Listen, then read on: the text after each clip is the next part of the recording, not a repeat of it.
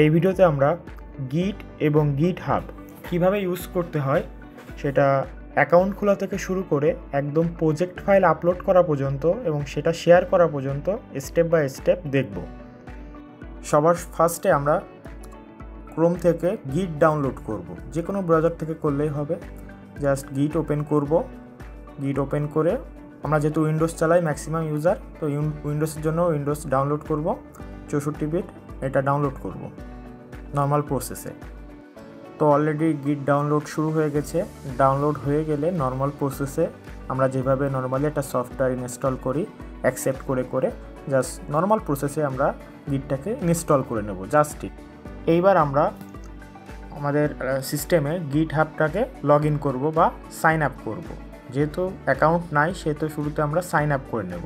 Just গিটহাবে ঢুকবো, ফার্স্টে ওয়েবসাইটটায় click করব, দেন আমরা সাইন আপ অপশানে যাব। নিজেদের জিমেল দিয়ে আমরা মূলত অ্যাকাউন্ট একটা ক্রিয়েট করব। তো সাইন আপ অপশানে আসলে এইবার আমরা নিজেদের ইমেলটা দিব, যে ইমেল দিয়ে মূলত আমরা অ্যাকাউন্টটা ক্রিয়েট করব।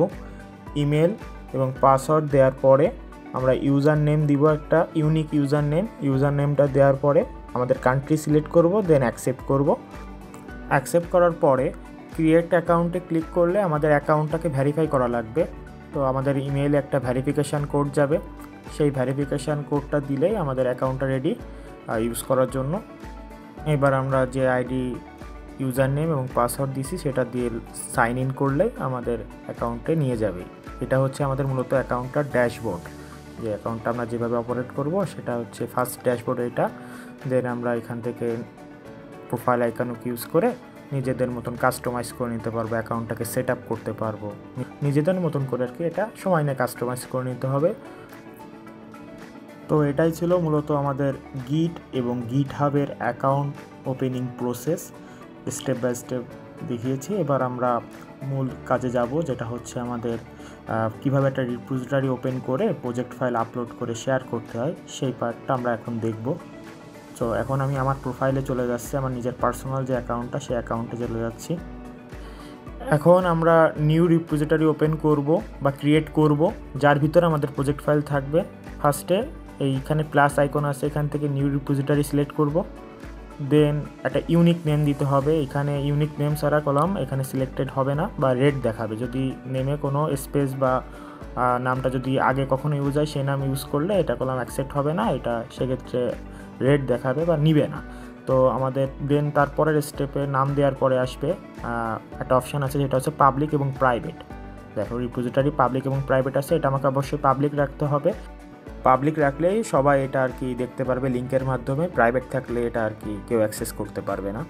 তো এটার পর আমরা ক্রিয়েট করলে মূলত আমাদের রিপোজিটরি ক্রিয়েট হয়ে যাবে। এই ইন্টারফেসটা এই ড্যাশবোর্ডে নিয়ে আসবে, এটা থেকে ভয় পাওয়ার কিছু নেই। এটার পর আমরা চলে যাব আমাদের যে প্রজেক্ট ফাইল আমরা রেডি করছি, অর্থাৎ আমাদের ফাইল এক্সপ্লোরারে যে প্রজেক্টটা আমরা রাখছি সেই প্রজেক্ট ফাইলের ভিতর ওপেন করব। এইবার আমরা প্রজেক্ট ফাইলের ডিরেক্টরিটার কপি করব, মানে উপরের যে লিঙ্কটা কপি করব যে ফাইলটা কোথায় আছে। এইবার আমরা আমাদের পিসিতে সিএমডি টার্মিনাল ওপেন করব। সিএমডি টার্মিনালের ভিতরে আমরা কমান্ড লিখব কিছু। প্রথমে লিখব সিডি স্পেস, আমি যে কপি করলাম সেই কপিটা পেস্ট করে দেব। করার পরে নেক্সট এন্টারে দিব। দেন আমরা এখান থেকে চলে যাব আমাদের সেই রিপোজিটরিতে যেখানে আমাদের যে লিঙ্কগুলো আছে সেটা আমরা কপি করব। সো ফার্স্টে আমরা ফার্স্ট 3 লাইন কপি করব। দেখো এখান থেকে জাস্ট ফার্স্ট 3 লাইন আমি কপি করছি। ফার্স্ট 3 লাইন কপি করে নিয়ে যে আমাদের সিএমডি টার্মিনালের ভিতরে ওইখানটায় পেস্ট করে দেব। কপি পেস্ট আর কি, পেস্ট করে দিলে একটা ওয়ার্নিং আসবে। তো ওয়ার্নিং দেখে ভয় পাওয়ার কিছু নেই, জাস্ট পেস্ট এনিওয়ে। এটা আমরা পেস্ট এনিওয়েতে ক্লিক করব, করলে এটা চলে যাবে লেখাটা। করার পরে আবার ইন্টার প্রেস করব, একটা ইন্টার প্রেস করে এইবার আমরা কমান্ড লিখব git G I T space add A D D space dot. এবার আমরা আবার ইন্টার প্রেস করব। দেন আমরা চলে যাব আবার আমাদের গিট রিপোজিটরিতে, ওইখানে যে লাস্ট যে 4 লাইন আছে দেখো, লাস্ট 4 লাইন কপি করব। লাস্ট 4 লাইন কপি করে নিয়ে এসে আবার আমরা আমাদের সিএমডি টার্মিনালে পেস্ট করে দেব। পেস্ট করার পরে আবার ওয়ার্নিং দিতে পারে, ওয়ার্নিং দিলে ভয় পাওয়ার কিছু নেই। আবারও আমরা সেই পেস্টের এখানে পেস্ট নিয়ে দিব আর একটা লাস্ট ইন্টার দিব, যেটা আমাদের লাস্ট পুশ। ইন্টারটা দেওয়ার সাথে সাথে আমাদের ফুল ফাইল প্রজেক্টটা পুরোপুরি যে ফাইলটা সেটা আমাদের গিটহাবে আপলোড হয়ে যাবে এবং আমরা এইখান থেকে ইউজ করতে পারবো, নিজেদের ইচ্ছা মতন এডিট করতে পারবো।